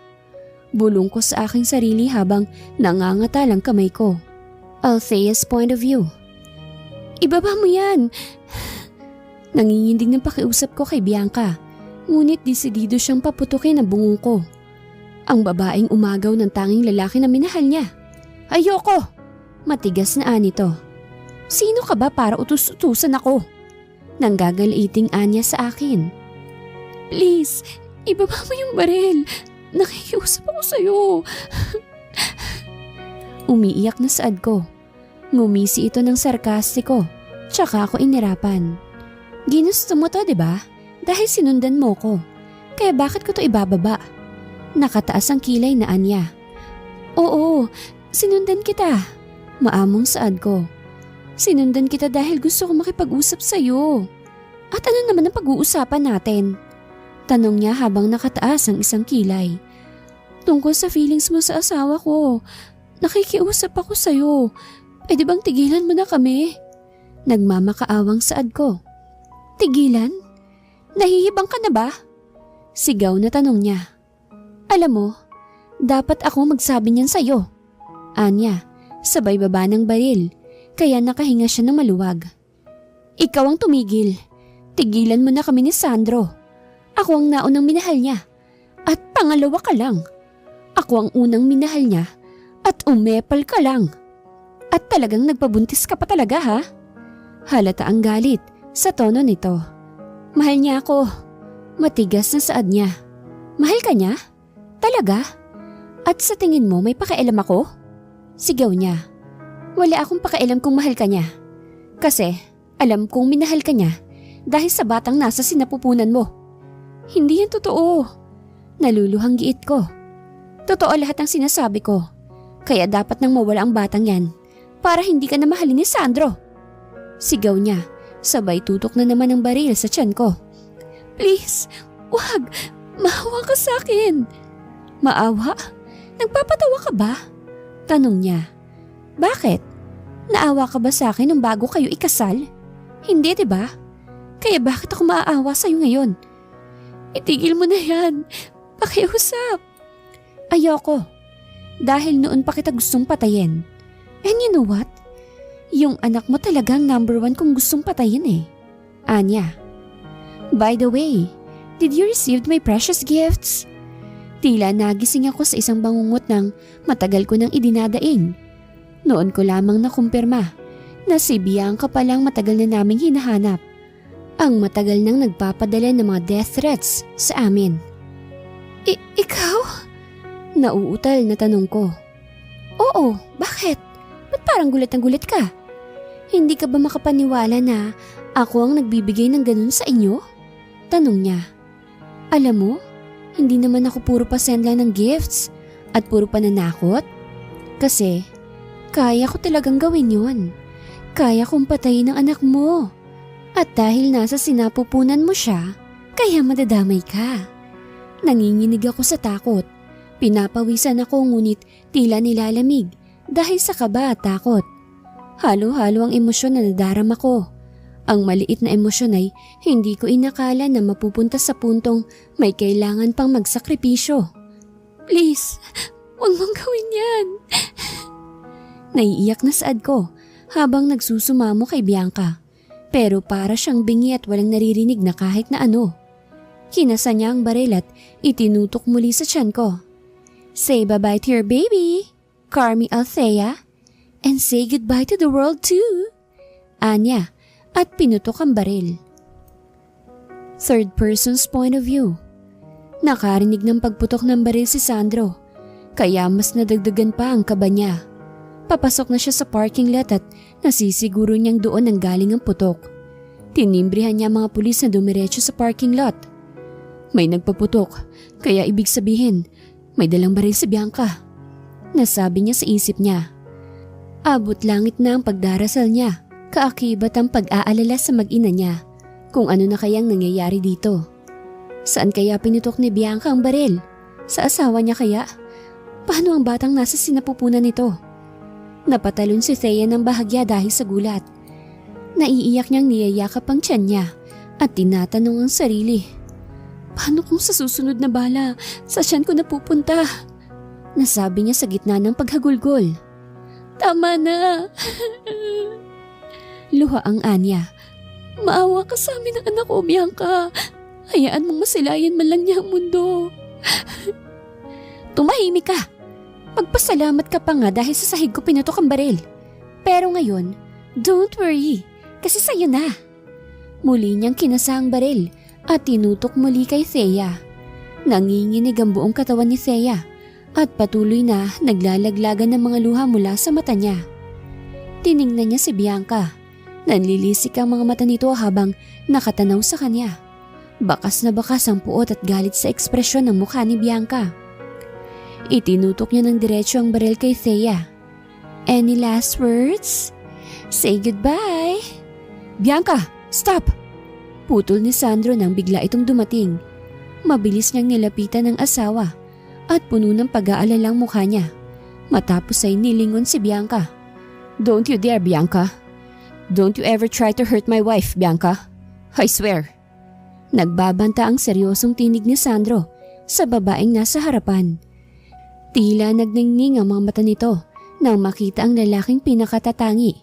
Tila pinisil ang puso niya dahil pinagbantaan siya ng lalaking minamahal niya hanggang ngayon. Sumilay ang mapait na ngiti nito habang ibinababa ang hawak na baril. Sandro! Maamong nito. Kinuyom ni Sandro ang mga kamay niya at nanlilisik na tiningnan si Bianca. Anong ginagawa mo? Anong balak mong gawin sa mag-ina ko? Bakas ang galit sa tono nito. Wala naman. Ngiting Anya. Wari pinapakalma si Sandro. Ang totoo nakikipag-usap lang ako sa kanya. Nagsisinungaling pa ito. Huwag mo akong lokohin. Sigaw niya. Makakatikim ka sa akin pag sinaktan mo ang asawa ko. Nag-iba ang ekspresyon nito at galit na tiningnan si Sandro nang hindi na makatiis pa. Kinakampihan mo yung babaeng yan kesa sa akin? Ganun ba? Oo, dahil siya ang asawa ko at siya ang mahal ko, Bianca. Kukurap-kurap ito, tsaka naluluha niyang itinuro ang sarili niya. What about me? Hindi ba mahal mo rin ako? Ako ang nauna sa buhay mo at hindi siya. I loved you before, Bianca, but everything has changed. Umiiling na ani ni Sandro. Nung niloko mo ko.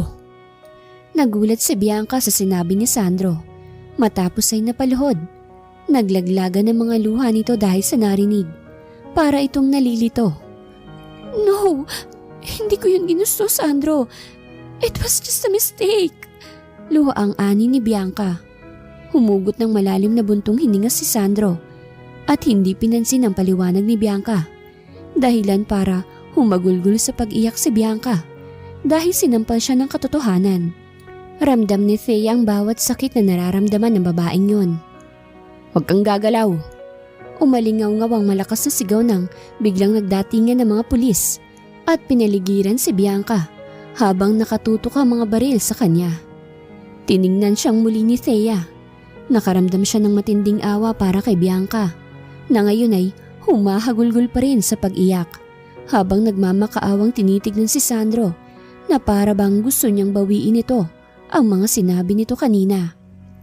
Kahit naging malupit at masama si Bianca kay Thea, at dumating pa sa puntong pati ang buhay niya ay gusto na nitong tapusin, ay ganoon na lamang ang awa niya para kay Bianca. Dahil tulad niya, alam niyang biktima lamang din si Bianca ng desperadong pagmamahal. Kaya't naiintindihan niya kung bakit gusto nitong patayin ang anak niya o kahit siya. Dahil inaakala niyang kapag nawala na sila ay magiging sa kanya na si Sandro, na akala niya ay siyang mahal nito. Are you okay? Nag-aalalang tiningnan ni Sandro si Thea at chinek kung may sugat ba to. Ngumiti si Thea sa kanya. I'm fine. Walang hiya talaga yung Bianca na yun. Subukan ka lang yung saktan ulit. Ipapatikim ko talaga sa kanyang impyerno. Ramdam ang galit sa bawat boses nito, sa bawat linyang binibitawan, habang hinahawi ang mga buhok na tumakip sa mukha ni Thea. Don't, please. Pakiusap ni Thea. Ano? Kumunot ang noo ni Sandro at napatigil sa ginagawa.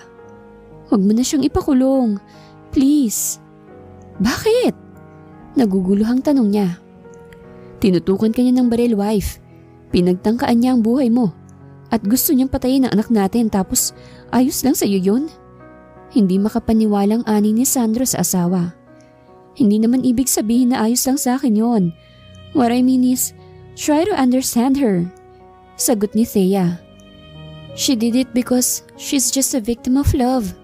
Mahal ka niya kaya niya nagawa ang mga bagay na yon para makuha ka.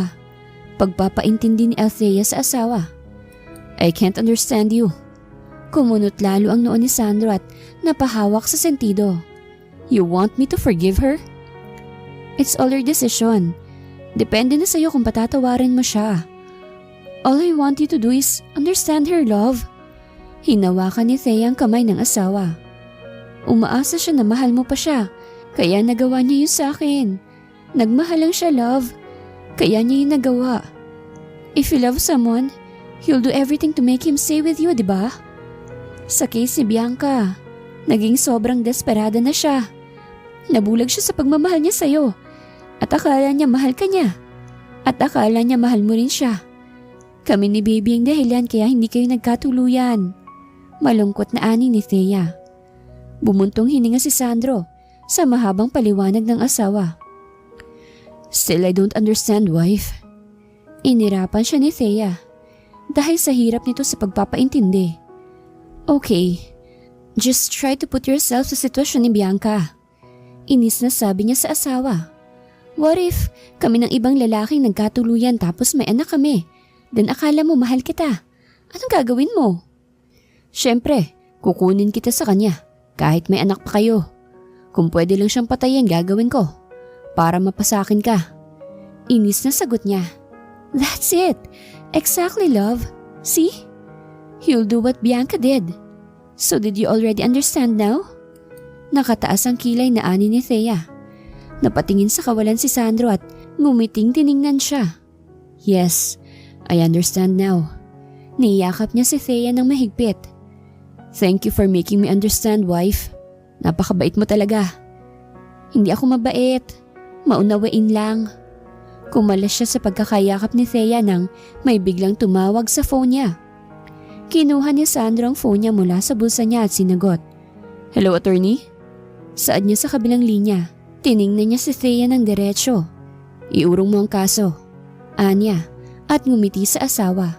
Napangiti rin si Thea sa ginawa ni Sandro. I did it because I want him to understand her. And also, I want her to know about forgiveness. May mga tao kasi na nakakagawa ng masama dahil nabubulag sa pagmamahal. Lahat ng ginawa nila ay may dahilan. Kaya try to understand and try to forgive and give him or her a second chance. Hindi naman sa pagiging marupok ang pagbibigay ng second chance. Kaya huwag kang matakot. And let me remind you that give it to someone who deserves it, nasabi ni Thea sa isip niya.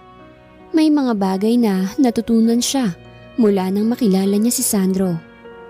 Umuwi sila sa bahay at pabagsak silang naupo sa sofa. Pakiramdam nila'y napagod sila ng husto. Yumakap si Thea sa asawa. Finally, makakapagpahinga na rin tayo. Anya. Sorry for making you suffer for this situation, wife. I'll promise to be your perfect husband. I love you. Ani ni Sandro, tsaka hinagka ng asawa sa noon nito. Ilang buwan na ang nakalipas mula nang matapos ang bangungot na yon. Please fill up this form. Iniabot ng isang service nurse ang kaperaso ng papel. Kinuha yun ni Sandro at sinulatan. Samantala, nakangiting pinagmamasdan ni Thea ang cute niyang anak na nasa gilid niya. Mahaba ang mga pilikmatan niya, bagay na nakuha sa kanya. Mapupula at maninipis naman ang labi nito na nagmana naman sa daddy niya. Para siyang anghel na natutulog sa tabi ni Thea. What a gorgeous baby I have, ani ni Sandro habang pinipis sila.